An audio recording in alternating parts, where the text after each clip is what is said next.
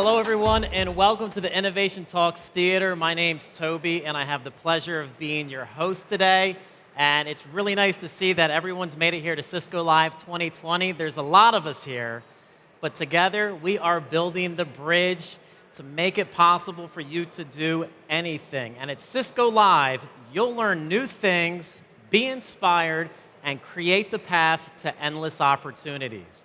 Now, we're going to be having 14 innovation talks here in this theater where we will share with you our latest solutions, innovations, and of course, best practices. Now, today, we will be exploring the world of AppDynamics. And to tell us how to compete on user experience and win application visibility and business insights from AppDynamics, please welcome on stage Danny Winokur. Thanks, Toby. All right, good afternoon, everyone. How you doing? People hanging in there post-lunch? Yes? Good. All right, so as Toby said, we're going to spend some time today talking about applications. And it may seem a bit counterintuitive for a conference that has at least a tendency historically to focus on infrastructure.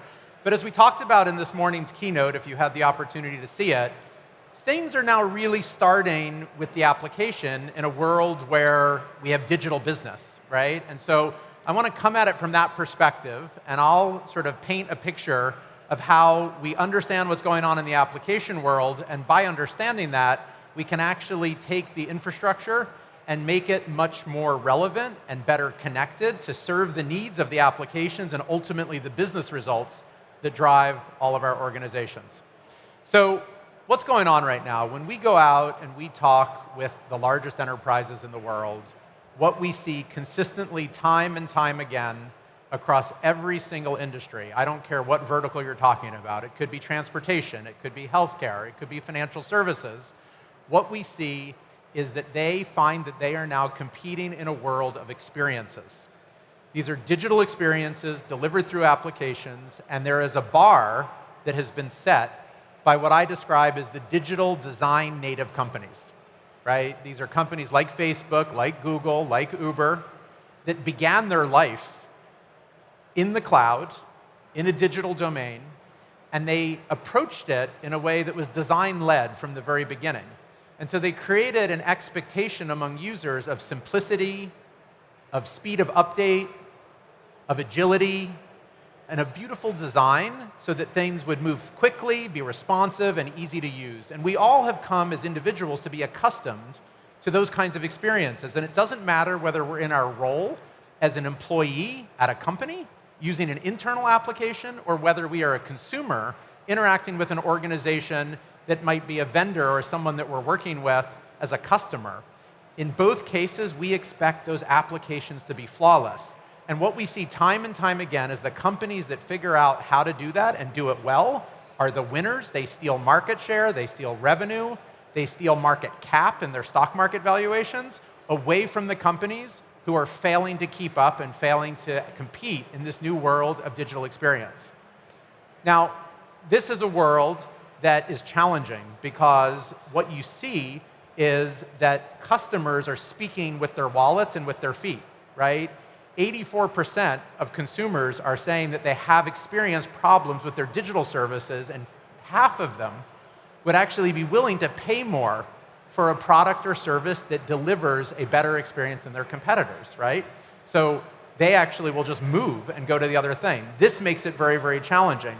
And it puts a burden not only on the application layer, but it also places a burden on the infrastructure, because the infrastructure is what the application depends on in order to run. And so the technologies that are being used increasingly by development and operations organizations in order to deliver these world-class experiences need to not just include application technologies, but it also needs to include all of the layers of the stack that are down the stack and that the application depends on in order to deliver the full experience.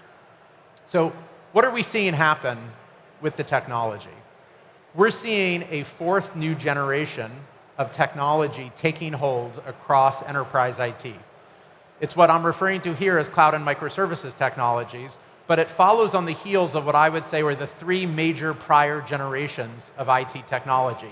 the mainframe, client server, and web technologies, right? And the question you might ask is, well, why? Like, what is it that has brought about the advent of cloud and microservices? And I would argue that there are a few different things. One, obviously, is that technologies continue to evolve and grow, and there's new innovation and new ideas for how we do things. But just as importantly is the fact that in order to compete in a world where more and more is being done digitally and where experience is your competitive currency, you need to iterate really, really quickly. Why? Why do you need to iterate quickly? Because a bunch of executives or business planners sitting in a corporate headquarters in a conference room are not going to be able to know what is the winning experience in a digital application. They might think they know, but they're almost always wrong. The companies that have proved this model have done it by actually developing hypotheses based on real user research, implementing their hypotheses very, very quickly into an application, and getting it out fast into production.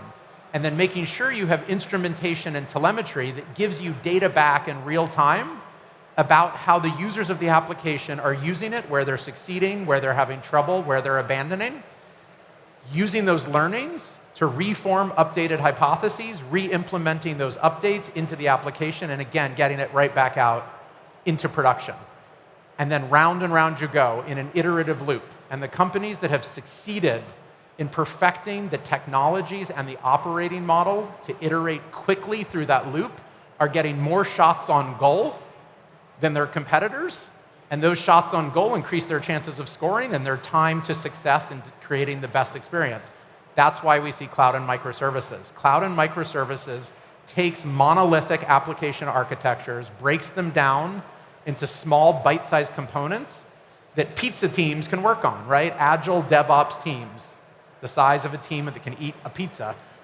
Those small groups can now iterate very, very quickly using agile methodologies, and they can therefore run that iterative loop that I just described to get the best winning experience out in front of their users. So that's the advantage, but there is a dark side, right? The dark side is that you now find application estates within mature enterprises that look something like this, right? What do you notice about this picture? It's really complicated. There's a lot going on. There's a hybrid mix of different technologies, things that are spread across a variety of different deployment environments. So all 4 generations of technology, the mainframe, the client server, the web, the cloud and microservices technologies, all mixed together into a jumble with components using every one of those diverse technology stacks. Some are deployed publicly, some are deployed using cloud technologies privately, some are deployed using traditional architectures on-premise, some are still deployed on mainframe for particular things that involve like back-end data processing. You put it all together, and it's not unusual that we see a single application using all of these components, where you have front-end components on something like Lambda, iterating really quickly on the front end, spanning to some client-server components in the middle, in the middleware, going all the way back to a mainframe for core data access on some sort of data processing system. And you put it together in one application, and it has to deliver a flawless, responsive, no downtime experience that you can iterate on quickly to win. That's really, really hard, and it's putting IT under tremendous pressure. So one of the sources of pressure is what I alluded to at the very beginning, which is not just about the technology, it's also about the fact that most IT organizations have historically been set up with different teams that work in rather siloed ways.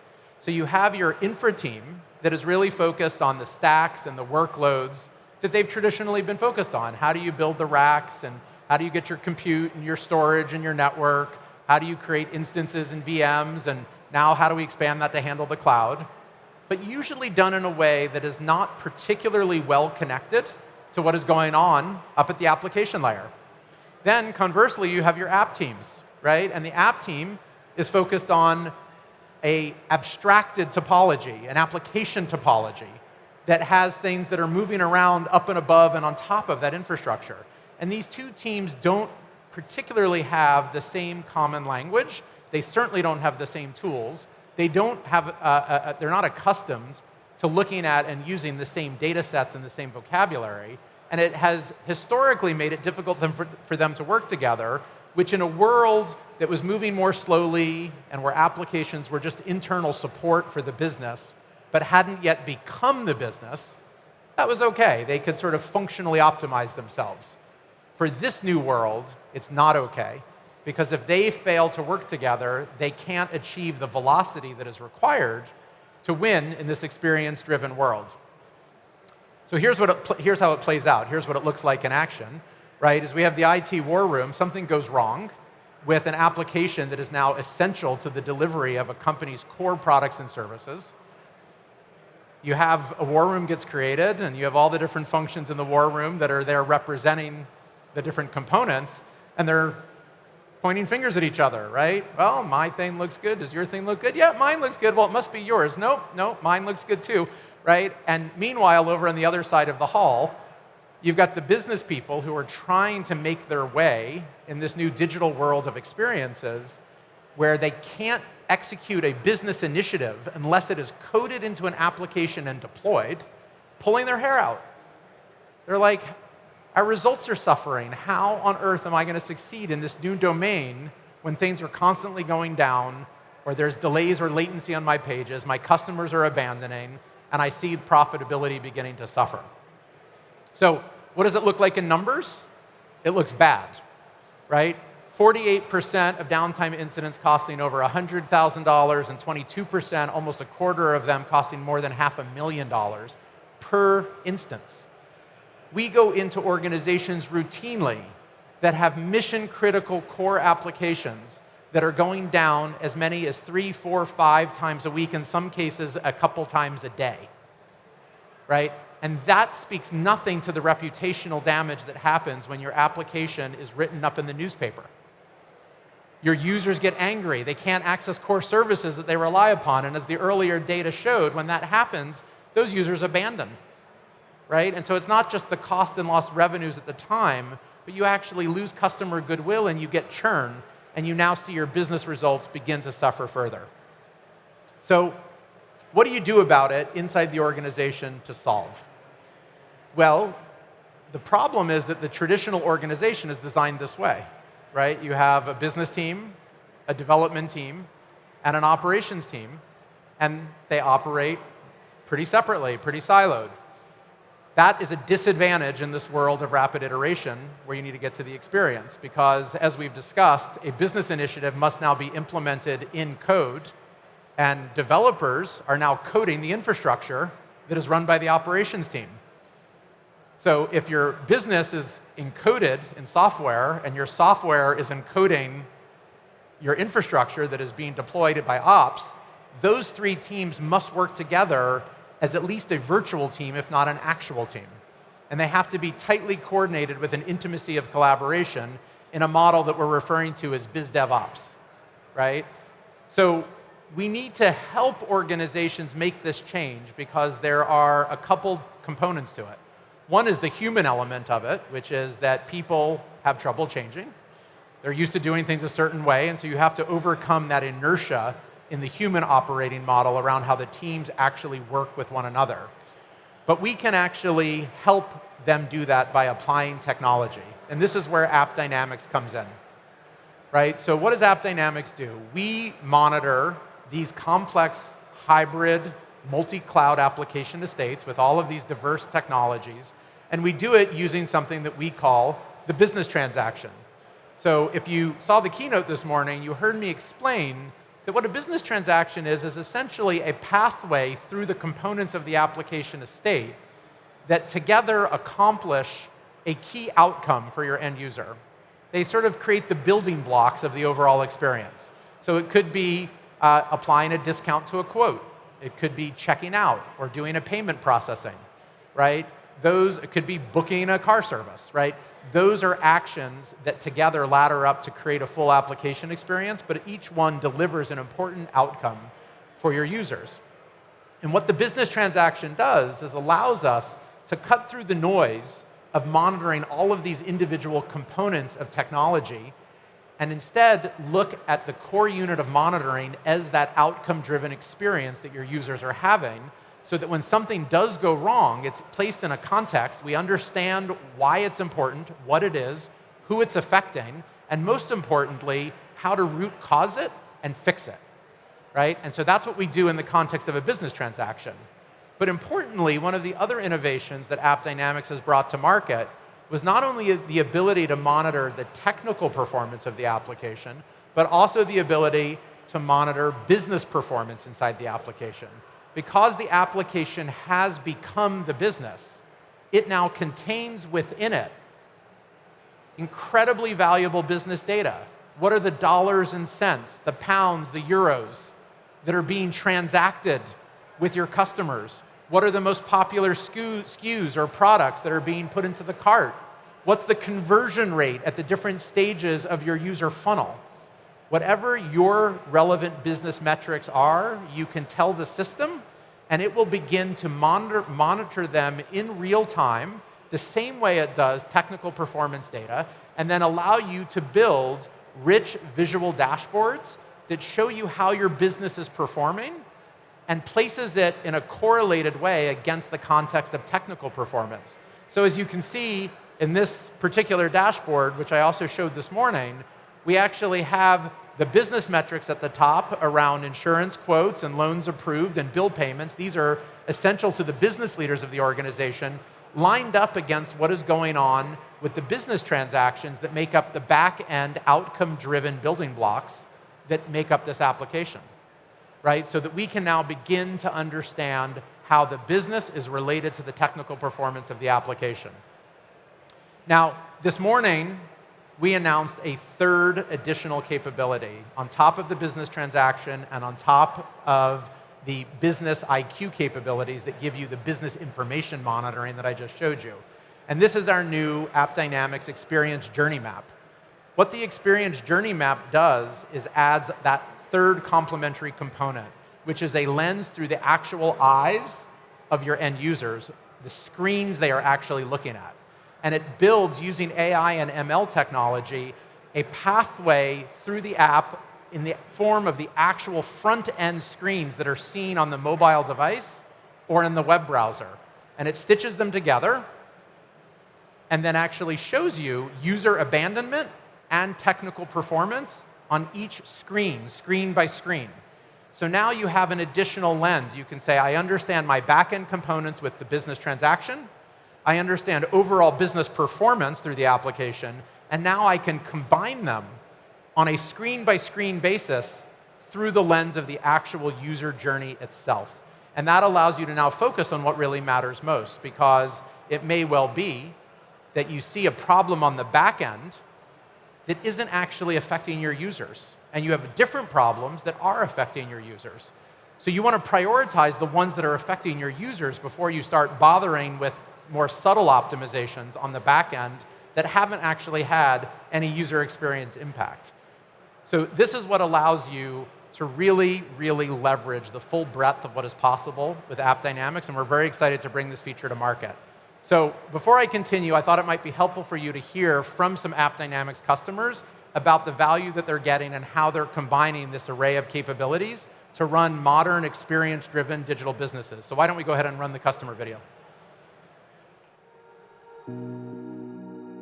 We see the industry is changing so fast. The speed at which things operate are not like they were even just 5 years ago.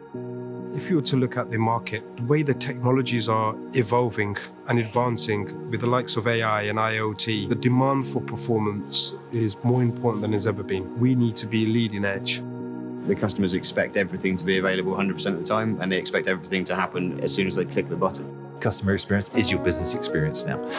That's how they gauge us as an organization. Within seconds, you've gone from having a little problem by one customer and it's escalated halfway around the world.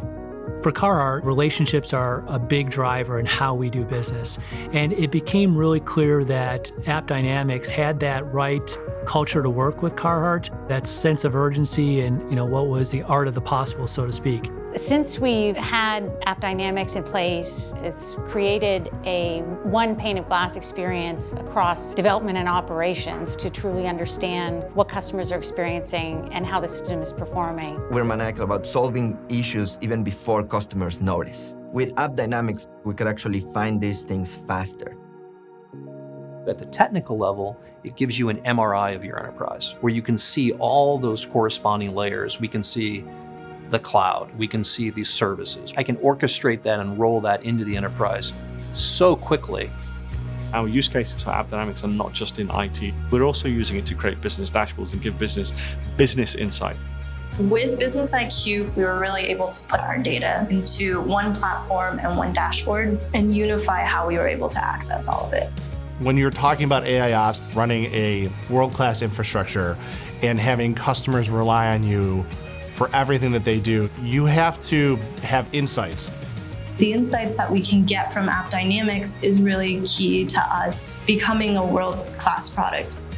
If we don't have AppDynamics, it would be really like driving a car at 100 miles per hour with your eyes closed. You can't afford not having the visibility that AppDynamics provides to our infrastructure.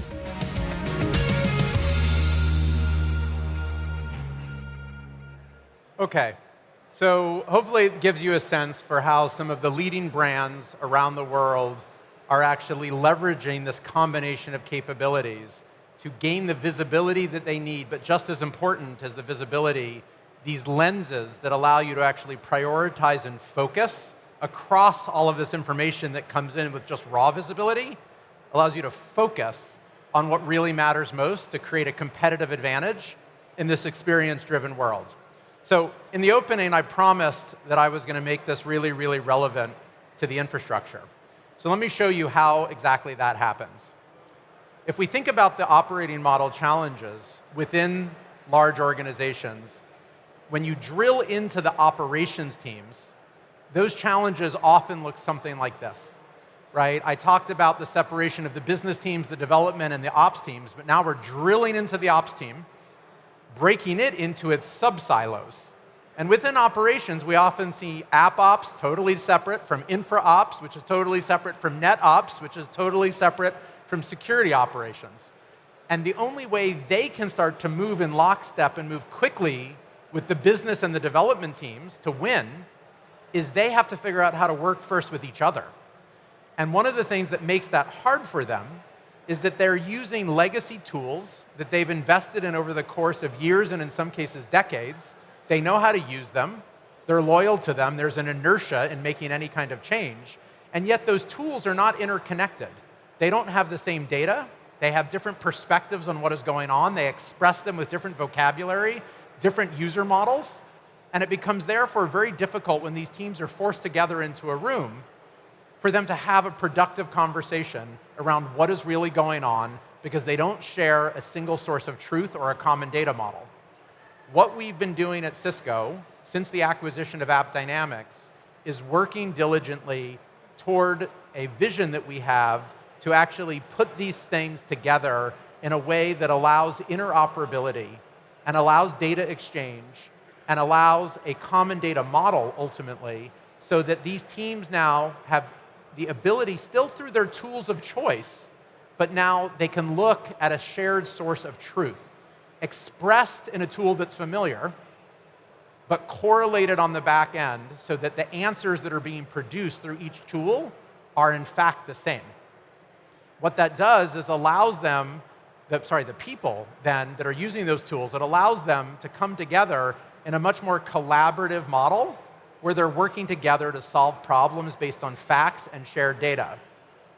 So that vision is a vision that ultimately we believe will allow us to bring data in from all of these different domain-specific controllers, not replacing them because we'll continue to have specialized domain controllers for the network that obviously have areas that they go way deep in compared to how you control compute or compared to how you're going to control your application. But they can share data into a correlated system that runs AI and ML technologies to produce valuable insights that you can then access and query for the human user. You can also pump them out through APIs on an open platform for integration with third-party tools and services that allow for the automation and the actioning of events that are going to make it easier to manage these large, complex digital businesses. And this is what we refer to as an AI ops operating model, right? Using AI and ML within operations to go beyond simple DevOps or SecOps and actually give you automation across the full operation stack with data that is understood from each of the historical silos, correlated and turned into something meaningful. So today, we announced another important innovation, which again, you saw Liz and I demonstrate this morning on the main stage, which is an important step in this journey on this vision that I'm describing, where we've actually combined AppDynamics with Intersight, which is Cisco's infrastructure automation and management platform in the cloud, so that you, for the first time, can have your app operations team that is using AppDynamics paired with your infrastructure operations team that would be comfortable using something like Intersight. They can actually now have their tools exchanging the exact same data and producing insights in a shared source of truth that allows them to troubleshoot and immediately solve problems, right? And so that looks something like this. You get a closed-loop operating model between these two historically separate teams so that they can actually start solving problems together much more quickly. And they can even go a step further and actually begin doing cost optimization, leveraging a combination of the AppDynamics application information and the topology data paired with what Intersight is able to see with its workload optimizer across all of the different on-premise and public cloud infrastructure and instances that you're using with cost data so that you can do economic optimization of your application in addition to troubleshooting and performance optimization. Together, you end up now able to go all the way from the very top of the stack with business information and end user experience through the AppDynamics Experience Journey Map that we launched, into the back end of the application, down into the compute layer and into the network, and you put it all together, and you're able to now have a correlated view up and down the stack across 2 or sometimes 3 separate teams that are operating the full stack of technologies that produce that application. So I had shown this morning, if you were at the keynote, a sort of working example of this with the next-gen financial application, right? A fictional application that is online banking, right? And financial services. So you've got your insurance quotes, your loans approved, and your bill payments. And you can see that there are warnings coming up here, but I can now just simply click within that warning for the $450,000 dollars that are being produced in insurance quotes and say, hey, I want to explore this further because I see below in that prior screen that there were some problems in my business transactions, but I don't know if or how they're related. So I want to now go into this new feature. This is the Experience Journey Map that we launched this morning, and it lets you see the full screen-by-screen path that your users are taking through the application. And you can see in this example that it goes right to the little orange triangle there and says, hey, there's a problem applying discounts. That's actually where the users are feeling the impact. So sure, there may be other alarms that you see on the back end. I'm going to ignore those other alarms right now because I'm being told on the front end that if I look through the eyes of my users, I need to prioritize my efforts right here. And so I can now do that and go down into the stack, still in AppDynamics, and see that I've got problems on quoting services, I've got problems on discount services. I don't care about the quoting service problem right now because the prior screen showed me that the other aspects of my quoting, including quotes sent, no problem. Normal abandonment, normal technical performance. So those back-end problems haven't hit my end users.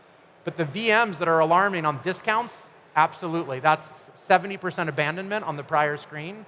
It's affecting my users, and so I need to fix that. And that's what then takes me in to Intersight, where I call up my InfraOps colleague. They open up their tool, so now we're looking inside Intersight, no longer AppDynamics.